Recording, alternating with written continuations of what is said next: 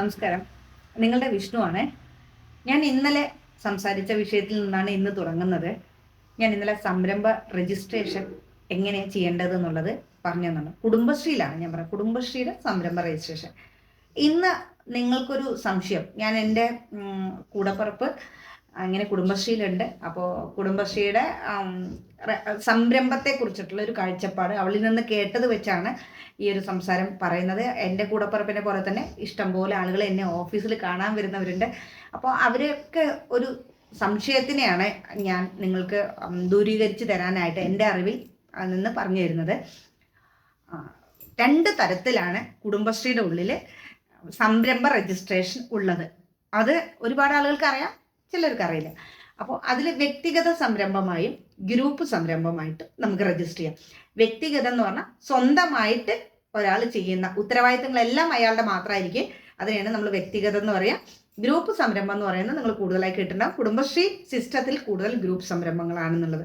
അപ്പോൾ ചിലർക്ക് ഒരു സംരംഭം തുടങ്ങുമ്പോൾ ഒരു പ്രൊപ്പോസൽ നമ്മുടെ മീറ്റിങ്ങിൽ മിനിറ്റ്സിലാക്കാൻ വേണ്ടിയിട്ട് ഒരു മീറ്റിങ്ങിൽ ചർച്ച, മിനിറ്റ്സ് എന്താണെന്നുള്ളത് കൂടെ പറയാം. പലരും മിനിറ്റ്സ് എന്താണെന്ന് ചോദിക്കാറുണ്ട്.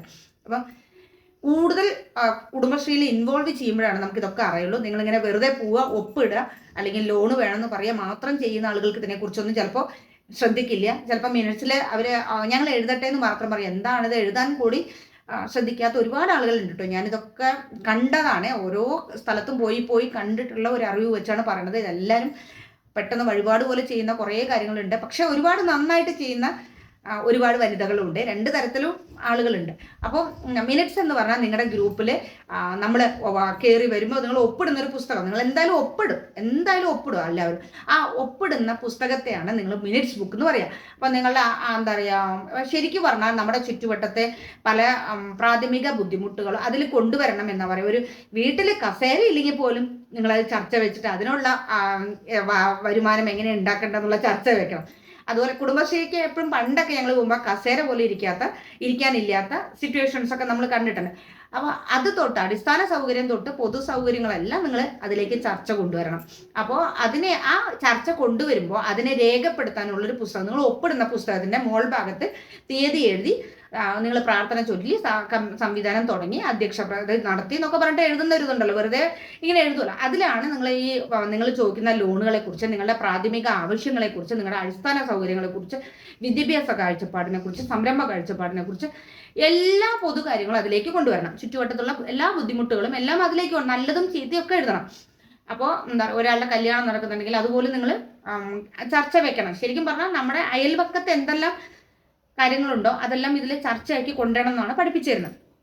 അപ്പം അതിൽ ഒന്ന്, നിങ്ങൾക്ക് സംരംഭം തുടങ്ങണം എന്ന ആഗ്രഹമുണ്ടെങ്കിൽ ആ സംരംഭത്തെ മിനിറ്റ്സ് ആക്കണം എന്നാണ് ഞാൻ പറഞ്ഞത്.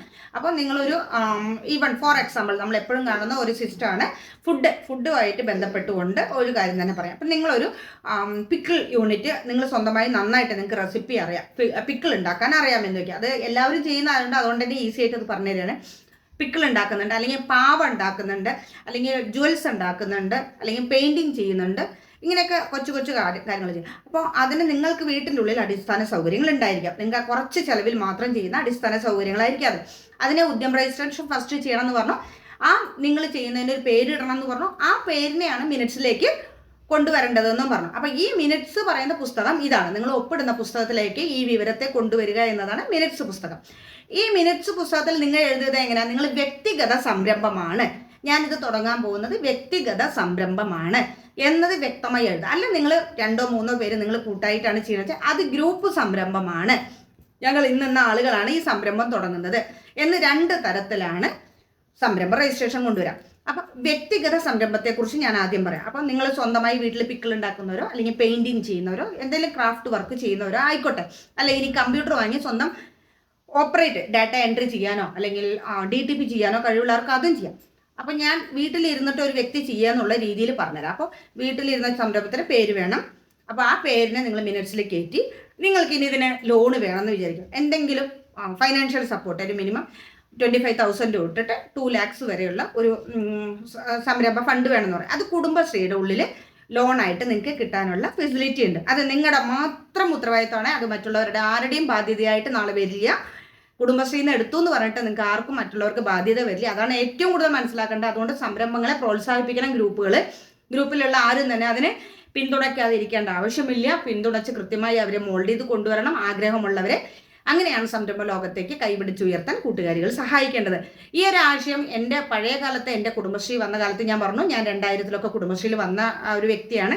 അന്ന് കാലത്ത് ഈ ആശയങ്ങളൊക്കെ അതിൽ പറഞ്ഞു കഴിഞ്ഞാൽ നമ്മളെ ഇട്ട് അടിച്ച് തൂഫാനാക്കുന്ന രീതിയിലുള്ള സംസാരങ്ങളൊക്കെയാണ് നമ്മുടെ ഗ്രൂപ്പുകളിൽ ഉണ്ടാവാറ്. എന്നുവെച്ചാൽ കാഴ്ചപ്പാടുകളുടെ കുറവാണ്, അറിവുകളുടെ കുറവാണ്, അല്ലാതെ അവരെ കുറ്റം പറയല്ല.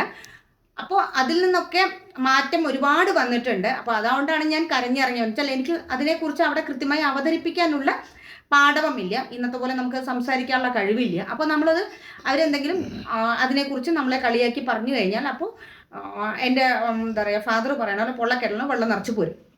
അപ്പോൾ ആ ഒരു സിസ്റ്റത്തിൽ നിന്ന് നമ്മൾ മാറുകയാണ്. പഠിക്കുന്നതോറും വളരുന്നതോറും നമ്മുടെ മാനസികമായി നമ്മൾ വളരുകയാണ്. അപ്പോൾ ഇതിൽ നിന്ന് മനസ്സിലാക്കിയ ഒരു പാഠമാണ്, സംരംഭം, വ്യക്തിഗത സംരംഭം ഒരാളുടെയും ബാധ്യത അല്ല, മറ്റുള്ളവരുടെ ബാധ്യതയല്ല, സ്വന്തമായിട്ട് മാത്രം ബാധ്യത ഏൽക്കുന്ന കാര്യമാണ്. അതുകൊണ്ട് നിങ്ങൾ കുടുംബശ്രീ മറ്റു സ്ത്രീകളെ ഈ കാര്യങ്ങളിലേക്ക് അവർക്ക് പ്രോത്സാഹനം കൊടുക്കണം.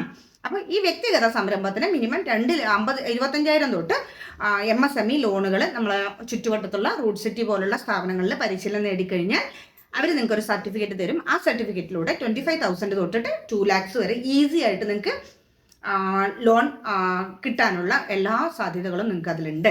അപ്പം സംരംഭം തുടങ്ങുക, വ്യക്തിഗത സംരംഭത്തെ രജിസ്റ്റർ ചെയ്യുക. ഗ്രൂപ്പ് സംരംഭം എന്ന് പറഞ്ഞാൽ 3-4 ആളുകളായിരിക്കും. ഗ്രൂപ്പ് സംരംഭത്തിൻ്റെ എല്ലാ കാര്യങ്ങളും നിങ്ങൾക്ക് CDSകൾ പറഞ്ഞെന്നുണ്ടാവും. എനിക്ക് തോന്നുന്നു എന്താ പറയുക, പണ്ടൊക്കെ എൻ്റെ ഇപ്പോഴത്തെ ഞാൻ ഗ്രൂപ്പ് ലോണിനെ കുറിച്ച് കൃത്യമായി അതിനെക്കുറിച്ച് നാളത്തെ ഒരു വീഡിയോയിൽ ഞാൻ ചെയ്തുതരാം നിങ്ങൾക്ക്. ഗ്രൂപ്പ് ലോൺ എടുത്തു കഴിഞ്ഞാൽ ഈക്വൽ സപ്പോർട്ട് ബാങ്കിൽ നിന്ന് കിട്ടുന്നുള്ള രീതിയിലാണ് പോകുന്നത്. ഈ വിഷയം ഞാൻ കൂടുതൽ പറഞ്ഞു തരുന്നത് എന്നെ പോലെ ഉള്ള കുടുംബശ്രീ വനിതകൾക്ക് വേണ്ടിയിട്ടാണ്. കുടുംബശ്രീ ഇഷ്ടപ്പെടുന്ന, കുടുംബശ്രീയിലൂടെ വളർന്നു വരാൻ ആഗ്രഹിക്കുന്ന കുടുംബങ്ങൾക്ക്, ശരിക്കും വനിതകൾ മാത്രമല്ല, നമ്മളിപ്പോൾ ഓക്സിലറി കുടുംബശ്രീ ഗ്രൂപ്പുകൾ പറഞ്ഞാൽ ചെറുപ്പക്കാരുടെ ഒരു കൂട്ടായ്മയാണ്. പിന്നെ പുരുഷന്മാർക്ക് സ്വയം സഹായ സംഘങ്ങളുണ്ട്. അതുപോലെ അമ്മമാർ അംഗമാണെങ്കിൽ അവരുടെ മകനും കുടുംബശ്രീയിലെ സംരംഭമാണ്. അപ്പോൾ എല്ലാവർക്കും ഇത് കേട്ട് പഠിക്കാനുള്ള ഒരു വഴിയായിട്ടാണ് ഞാൻ ഇട്ട് തരുന്നത്. മുതിർന്ന ഒരുപാട് അറിവുകളുള്ള സംരംഭകർക്കൊന്നും ഇത് ചിലപ്പോൾ ഇത് കൊച്ചു കാര്യമല്ലേന്നായിരിക്കും. പക്ഷെ നമ്മൾ വളർന്നു വരാൻ ആഗ്രഹിക്കുന്നവർക്കുള്ളൊരു ചുവട് വയ്പായിട്ടാണ് ഞാനിത് പറഞ്ഞു തരുന്നത്. അപ്പോൾ ഇത് സ്കിപ്പ് ചെയ്യാതെ ഓരോ വീഡിയോസും എൻ്റെ സഹോദരന്മാർ കാണുക, സുഹൃത്തുക്കൾക്ക് ഷെയർ ചെയ്യുക. അതുപോലെ ഈ ചാനൽ സബ്സ്ക്രൈബ് ചെയ്യുക. അതുപോലെ എൻ്റെ FBയിലും ഞാൻ ഇടയ്ക്കൊക്കെ ഈ കാര്യങ്ങൾ എഴുതാറുണ്ട്. വിഷ്ണുപ്രിയ എന്നുള്ളൊരു വിഷ്ണുപ്രിയ പുലാപ്പറ്റ എന്നാണ് എൻ്റെ FB പേജ്. അപ്പോൾ അതിലേക്ക് നിങ്ങൾ വന്ന് ഫോളോ ചെയ്ത് പേജ് 2 പേജ് ഇട്ട് അപ്പോൾ ഫോളോ ചെയ്യുന്ന പേജിലേക്ക് നിങ്ങൾ വരിക.